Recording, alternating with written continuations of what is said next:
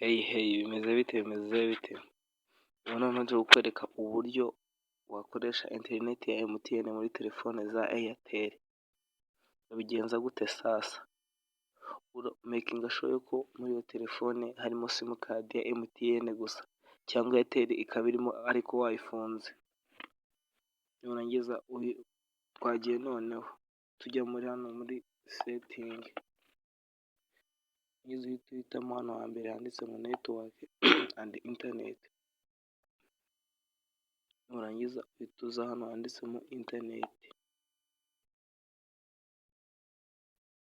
Makinga sure yuko internet yawe mobile data ifunguye. Nurangiza uhita uza hano muri setingi. Uze hano niba bimeze gutya ugasanga bimeze gutyo akadomo tukajyana muri 3G only, tujya hindura muri 3G only. Nurangiza twisubirire inyuma.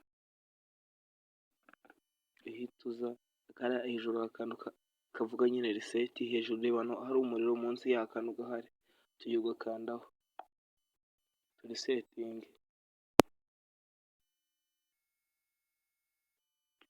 Tegereze gatoya.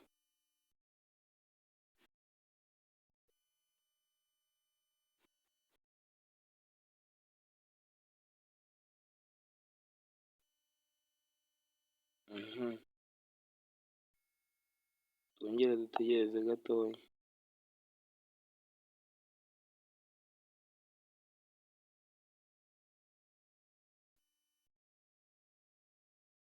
Tuba dutegereje gatoya byongere bifunguke.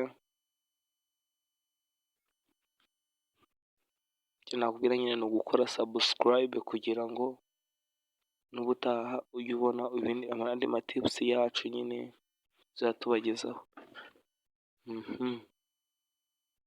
Urihangana gato ndabona amarezo atinze ariko ndaje mbereke.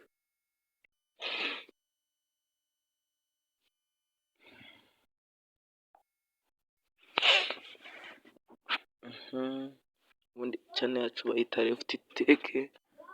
Wowe ikisabwa kora subscribe ubundi twibanira igihe cyose bagezaho amatips. Ubu urabona ko byakunze, ubu wakoresha interineti nta ribi.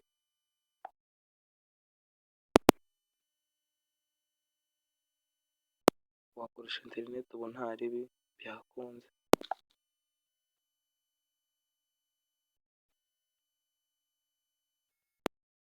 Turi kumwe, ciao ciao.